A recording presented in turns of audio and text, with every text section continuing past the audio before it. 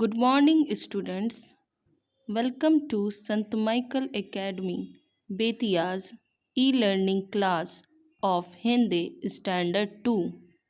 आज हम लोग हिंदी पाठ्य पुस्तक के दूसरे अध्याय पढ़ेंगे, जिसका शीर्षक है गधे की नादानी, जो कि एक प्रेरणादायक कहानी है। कहानी पढ़ने से पहले पाठ में प्रयोग किए गए कुछ शब्दार्थ को समझने की कोशिश करेंगे, जो इस पाठ में प्रयोग किए गए हैं, जो कि इस प्रकार है। शब्दार्थ: धमाका, जोर की आवाज़, भयभीत होकर, डर जाना, बेतहाशा, सूध-बूध खोकर, कांपने लगना, डर जाना, पाँव फूलना, डर जाना, शोर, हल्ला गुल्ला, घूरना, देखना, मूर्ख, बेवकूफ़, नादानी, बेवकूफ़ी। गधे की नादानी कहानी का मूल्य उद्देश्य यह है कि हमें किसी की बात पर बिना सोचे समझे विश्वास नहीं करना चाहिए। मनुष्य को अपने बुद्धि विवेक का इस्तेमाल करना चाहिए, तभी वह किसी भी मुसीबत में फंसने से बच सकता है। तो चलते हैं इस कहानी को पढ़ने। किसी जंगल में एक गधा रहता था। एक दिन वह बरगद के पेड़ के नीचे लेटा था। लेटे लेटे वह सोचने लगा, यदि धरती फट गई तो मेरा क्या होगा। अभी उसने ऐसा सोचा ही था कि उसे एक धमाका सुनाई दिया। उसने इधर उधर देखा तो पाया कि एक जगह धूल उड़ रही है। वह भयभीत हो गया, अर्थात वह डर गया। भागो भागो, धरती फट रही है, ऐसा कहते हुए गधा भागने लगा। रास्ते में उसे एक सियार मिला। उसने पूछा, अरे क्या हुआ भाई, तुम इस तरह क्यों भागे जा रहे हो? भागो भागो, धरती फट रही है, भागो, ऐसा चिल्लाते हुए गधा भागता रहा। धरती के फटने की बात सुनकर सियार भी डर गया। वह भी गधे के साथ भागने लगा। रास्ते में एक बंदर ने दोनों को बेतहाशा भागते देखा, अर्थात दोनों को सुध बुध खोकर भागते हुए देखा, तो उसने रोक कर पूछना चाहा। सियार ने भागते भागते ही कहा, भागो भागो, धरती फट रही है, भागो। धरती फटने की बात सुनकर बंदर कांपने लगा।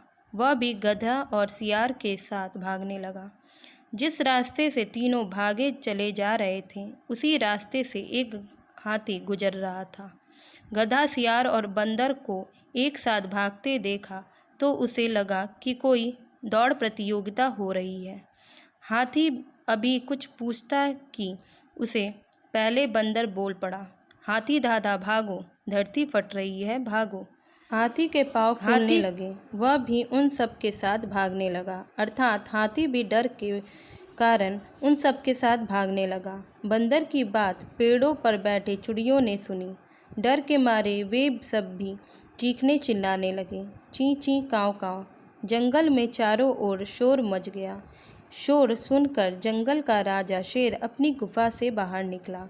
तब तक गधा, सियार, बंदर और हाथी गुफा के पास आ चुके थे। शेर ने गरजते हुए पूछा, ये क्या पागलपन है?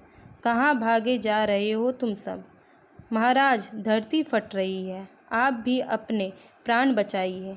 झुंड में सबसे आगे खड़ा बंदर बोला। किसने कहा, किसने देखा? शेर ने प्रश्न किया।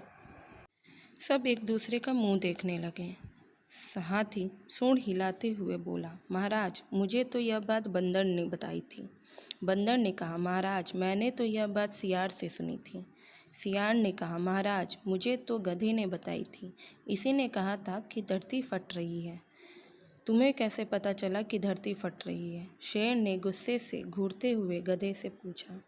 मैंने अपने कानों से धरती के फटने की आवाज़ सुनी थी महाराज, गधे ने डरते हुए उत्तर दिया। ठीक है, मुझे उस जगह ले चलो और दिखाओ कि धरती कहाँ फट रही है। गधा शेर को उस ओर ले जाने लगा जिस ओर से धमाके की आवाज़ आई थी। बाकी जानवर भी उसके पीछे हो लिए और डरते डरते उस ओर बढ़ने लगे। बरगद के पेड़ के पास पहुंचकर गधा बोला, महाराज, मैं यहीं लेटा था कि तभी अचानक जोर से धरती के फटने की आवाज़ आई। शेर ने आसपास जाकर देखा। वह सारा मामला समझ गया। उसने दहाड़ लगाई, अरे मूर्ख, यहाँ नारियल का एक लंबा पेड़ है। तेज हवा के चलने से पेड़ पर से नारियल टूट कर नीचे गिरा होगा। इसी से जोर की आवाज़ आई होगी और धूल भी उड़ी होगी।